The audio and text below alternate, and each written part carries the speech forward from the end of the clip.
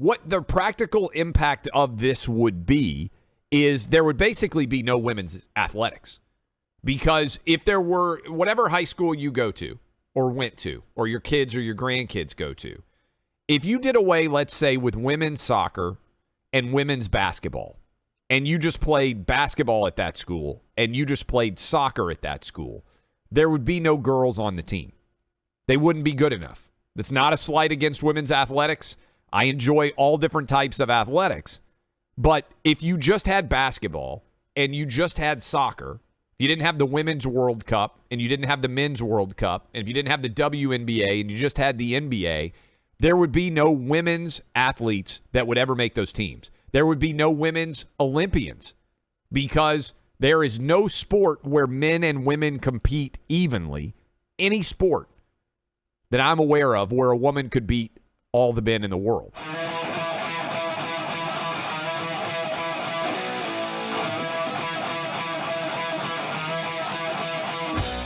I had not seen this until Buck sent me this story or discussed it with me, and I tracked it down.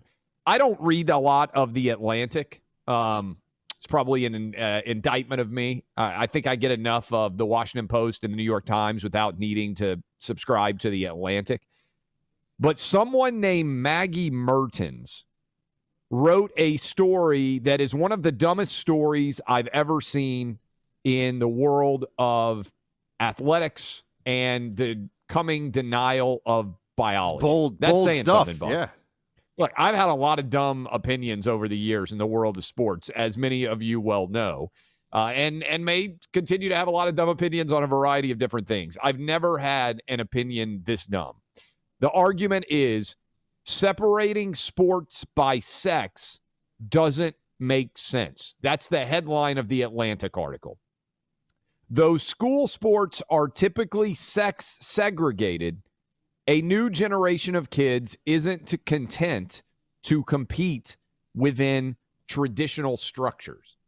This is, let me be clear, the natural evolution of the argument that men can compete against women. The whole Leah Sam madness that you had a dude who decided to become a woman and then became the greatest women's swimmer of the year in college athletics.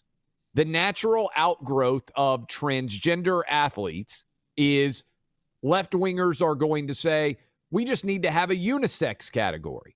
Why are we even separating men's and women's athletes, which is exactly what the Atlantic is arguing here. And the reason, Buck, is because women are not big, as strong, and as fast as men. But this is wild. In the article, they just now trot out things that are 100% not true and, in fact, are anti-science.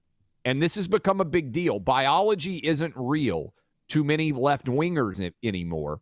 And it says here, school sports are typically sex segregated.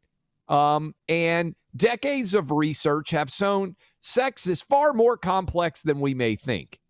And though sex differences in sports show advantages for men, researchers today still don't know how much of this to attribute to biological differences versus the lack of support provided to women athletes to reach their highest potential. Let me be clear here. There is no chick in America who is going to be faster than Usain Bolt. There is no one in the history of women's athletics who is going to be as good of a quarterback as Tom Brady. All right? This is not biological you don't even have to go to the extremes of who the greatest male athletes are in their sports. I mean, you can look at what ends up happening. I mean, for example, I saw Serena Williams, who many argue is the greatest female tennis player of all time. Yes. And is dominant in a way that you've never seen somebody else in that sport be dominant, right? There is a woman who won, whose last name is Court, I believe it's Margaret Court, who won more majors, but it was like 50 years ago. She's still alive. She's Australian. Yeah, but it was a long time ago. The sport was very different speed then, very different game in a lot of ways. But Serena Williams, as somebody who's I've played enough tennis to tell you that Serena Williams would lose to certainly the top 200 men on the tour and would probably even lose to a top D1 men's NCAA tennis player. Okay? Just to get, and she's the greatest of all time, some would argue, in the sport as a woman. A couple of years ago, John McEnroe got in trouble because he said Serena wouldn't be one of the best 700 men's players. 100% true. I can't believe he got in trouble. It's not even close, by the way. And yeah, because he said Serena was very talented, but she was the best women's player, because he was getting an interview, and the interviewer said, why wouldn't you say she's the greatest tennis player of all time? And he said, because she's not. There are 700 men right now who are way better than Serena Williams. And I talked to a bunch of pro athletes in tennis after that, and they said Serena Williams is an incredible talent. She wouldn't be on any decent college men's tennis team. She couldn't make it. So it's not even that she's not in the top 700. She's not in the top 10,000 best men's tennis players in the world, according to guys who are way more talented in tennis than me. I mean, the women's soccer U.S. national team played, was it the under 16 or it was the under 16 team? So 14 and 15. I think it was 15 and under in Dallas. Yeah. The best 15 and under boys in Dallas. So kids who are years away from reaching full physical maturity, and they blew out the women's national team like 8-0, which in soccer terms, or was it 6-0? It was a total. They beat them comfortably. I don't remember the exact score, but the point you're making, which is a really good one, is that high school boys in one city in America, I think it was like 5-2, as the women were training, the U.S. women's national team, which is the best women's team in the world, as they were training, they scrimmaged against these boys, and the boys beat them. 15 and under from Dallas, Texas. Another good stat for you is every high school champion in the state of Texas in track and field was faster at every category, every division, was faster than the fastest woman in the history of the world. I'm sorry, it was 5-2, by the way. I looked it up. 5-2. Which is still which is a trouncing. It's a trouncing in soccer. You and I both played high school soccer. If you lost 5-2 to another team, you went home feeling bad about yourself. You weren't close to winning, right? And yes, so they whipped them. And again, that's not the best 15-year-old boys. Was I right about it being 15 and under? It wasn't the best 15-year-old boys in the United States. It was the best 15-year-old boys in Dallas, Texas. One city, 15-year-old boys trounced the U.S. women's team. So here's where we are with this whole gender in sports situation. The left has reached they've reached the terminus here. They've reached the full ends of where this all leads, which 5 years ago was, oh, no, it's not that. It's just about being inclusive. Or, oh, no, it's just about respect. Now it's, honestly, we just need to eliminate segregated by sex sports because there's no difference in men and women physically. It's all made up in your head. It's made up in your head. This is crazy. But it's just as crazy to say that there is no innate physical difference in a more general sense between men and women. But they do this, the left does this because they are malcontents, because they want to kick at the load-bearing walls of our civilization. And part of this is also to force people. I think this is very important.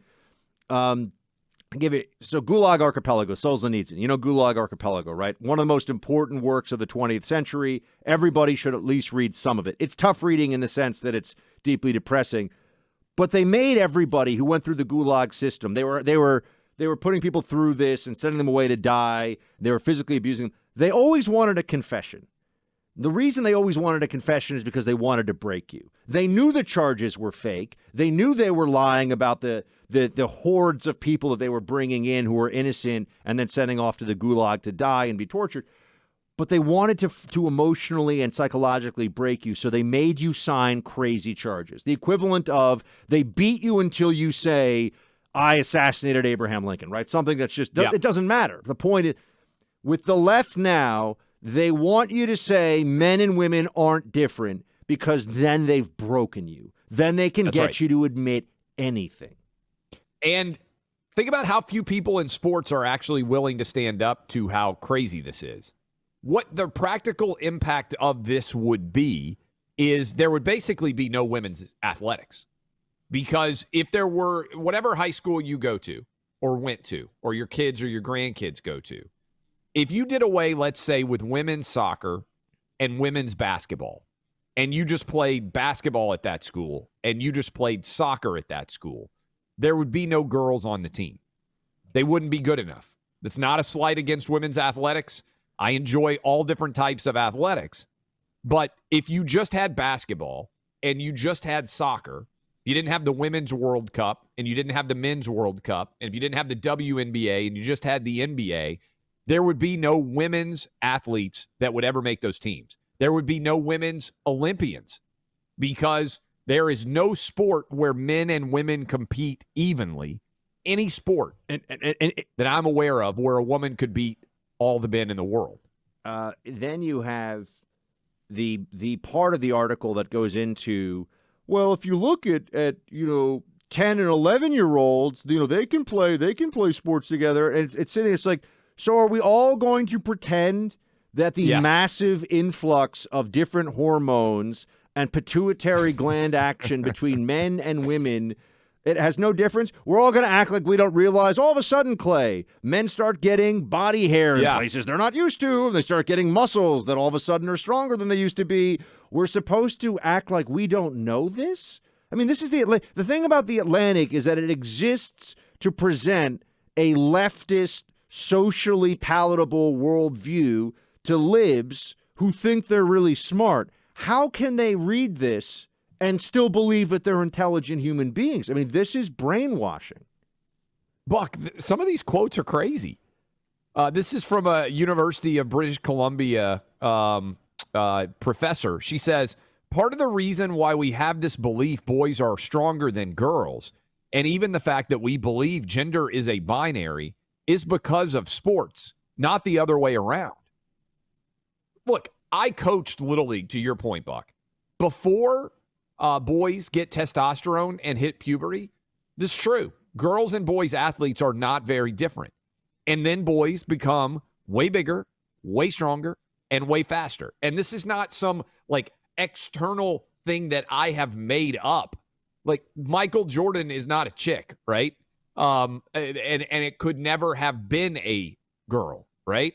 So the people who actually play sports think this is crazy. And what needs to happen, and hasn't happened yet, is all these women's athlete players, right? And the people who have advocated for Title IX in the first place, the reason why Title IX exists is because of women not getting equal opportunity to men in their own sport. It's not because, look, that's why it's about funding. So when I rode crew in college, the UMass University of Massachusetts men's team had to basically self-fund. They were right down. Oh, yeah. They had to self-fund. Equal scholarships. And the women's team had brand new. I mean, these crew shells cost like $30,000, probably more than that now. The women's team had the newest, best gear. Why? Because the school had to find ways to spend lots of money on women's sports. The men's team, they were out there in like a bathtub with some oars. It was ridiculous. which, by the way, is primarily because of football. Because football takes up 85 scholarships for every college, and then they have to equal that. And this is a really interesting legal argument. Maybe somebody wants to make it in the wake of this Atlantic article. Football it's not men's football. Women are technically eligible to play football. They're just not good enough. So should you even count those as 85 male scholarships? I mean, legally, just think about it. According to the Atlantic, maybe the next Ray Lewis is some 5'2" woman who's just not getting the opportunity to play football. There was a football movie where Kathy Ireland was the kicker. Kathy Ireland was great. Well, Vanderbilt, my school had a female kicker. See? So there you go. It's a real strong point for women's athletics. Should have been the quarterback, honestly, too. But anyway, this article, I'm going to share it. You guys can go read it. We'll put it up on Clay and Buck. It's one of the dumbest things that I've ever seen, but it is increasingly the province of the left in this country to try and argue, despite the fact that we're the party of science, biology isn't real.